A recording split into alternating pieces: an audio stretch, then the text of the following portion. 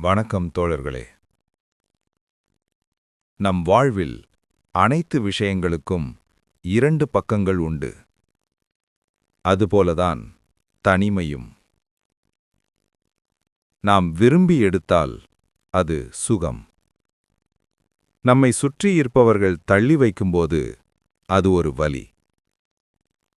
சாணக்கியர் சொல்கிறார், தனிமை தண்டனை அல்ல, அது பயிற்சி.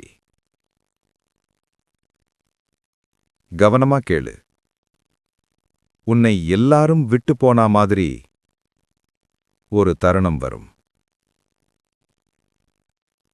அந்த நேரத்துல உன் மனசு கேட்கும், இது தண்டனையான்னு.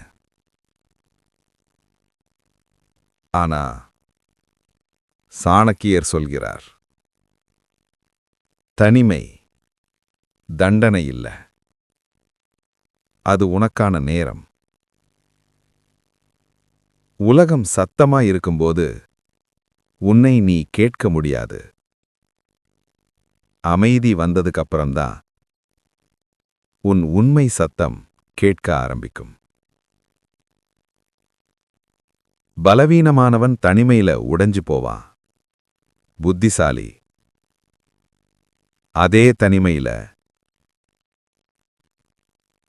தன்னை உருவாக்குவான். நண்பர்கள் இல்லாத நேரம் எதிரிகள் தெளிவா தெரியும். அங்கீகாரம் கிடைக்காத நேரம் உன் திறமை உண்மையா வளருது. அதனாலதான் சாணக்கியர் சொல்கிறார், உன்னை எல்லாரும் தேடும் நாளுக்கு முன்னாடி நீ தனிமையை நண்பனாக மாற்றிக்கோ. அப்போ உலகம் உன்னை விட்டு போகாது. உலகமே உன்னை தேடி வரும்.